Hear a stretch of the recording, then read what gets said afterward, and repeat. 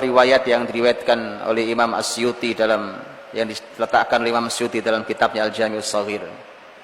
Diriwayatkan juga oleh At-Tabrani. Riwayat ini didhaifkan oleh Syalbani.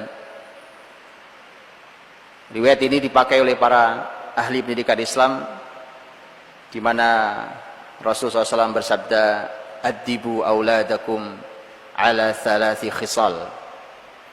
Ajarkan adab pada anak-anak kalian untuk dia tumbuh di atas 3 hal. Ajarkan ini untuk sampai mereka memiliki akhlak, memiliki adab yang baik, punya iman yang kokoh dengan menggunakan 3 hal.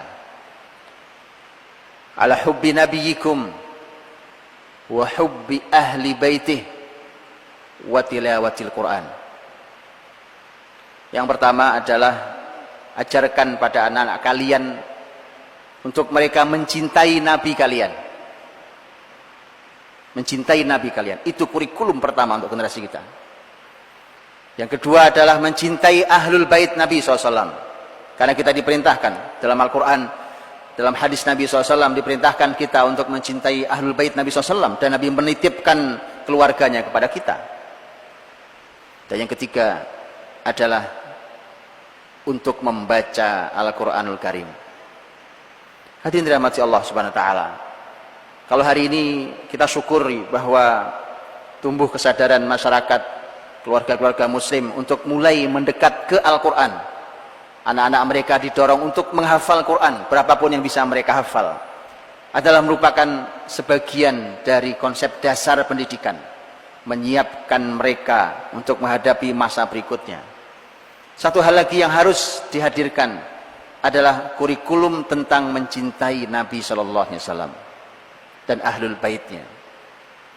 Mencintai ini diperlukan diawali dengan ilmu. Berikan mereka ilmu tentang sirah nabawiyah, sejarah Nabi SAW. Betapa amat pentingnya ini, betapa ini termasuk kurikulum yang pertama dan utama, walau ini belum banyak dilakukan oleh masyarakat kita. Lakukan ini dan lihatlah hasilnya, bahwa saat mereka sedang memerlukan sosok yang dikaguminya, mereka akan mengagumi orang-orang yang tepat. Mereka akan mengagumi orang-orang yang istimewa, Rasul, ahlul baitnya, para sahabatnya, salafus soleh, dan mereka akan tumbuh persis dengan izin Allah Subhanahu Wa Taala seperti sosok yang dikaguminya. Lihatlah bagaimana kisah Allah Subhanahu Wa Taala dalam surat Al-Kahfi yang kita baca di hari Jumat ini. Bagaimana Allah mengisahkan tentang seorang anak muda yang begitu dekat dengan Nabiullah Musa alaihissalam. Bahkan kebesaran anak muda ini di kemudian hari, dia bisa melakukan hal yang tidak dilakukan oleh gurunya dan tidak disebut namanya saat itu. Sebagaimana Quran menyampaikan dalam surah Al-Kahfi, wa idh qala Musa li fatahu, ketika Musa berkata kepada anak muda yang bersamanya, dia mengikut Musa, namanya tidak disebut. Ketika diulangi lagi kalimat di ayat berikutnya, falamma jawaza qala li fatahu atina ghada'ana laqad laqina min safarina hadza nasaba, juga tidak disebut namanya, hanya anak muda yang bersamanya. Anak muda yang bersamanya. Fatahu, anak muda yang ditempelkan kepadanya. Nya di situ adalah Musa alaihissalam. Betapa pentingnya menjadi orang besar di kemudian hari adalah tergantung Anda tempelkan pada siapa anak muda hari ini. Dan jadilah anak muda yang kelak dikenal dalam sejarah bernama Nabiullah Yusha bin Nun.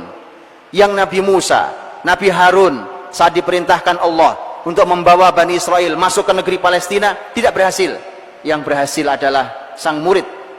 Sang murid mampu memiliki prestasi yang bahkan tidak dilakukan oleh gurunya. Belajarlah dari ini. Semoga Allah Subhanahu Wa Taala memberikan kepada kita semuanya kesadaran bahwa mendekatkan generasi kita pada orang-orang soleh, kepada Nabi, pada sahabat dan generasi salafus saleh dahulu adalah merupakan suatu hal yang menjamin tentang kebaikan di masa depannya hingga nanti di akhirat. Mari kita bertutup dengan doa pada Allah Subhanahu Wa Taala. Semoga Allah memberikan kepada kita kecintaan kita pada Allah, kecintaan kita kepada amal yang bisa mendekatkan kita cinta pada Allah, yang kita diberikan Allah kecintaan kepada Rasul Muhammad SAW, dan kelak kita diberikan syafaat, dan semoga generasi ini bisa mengenali nabinya dengan baik.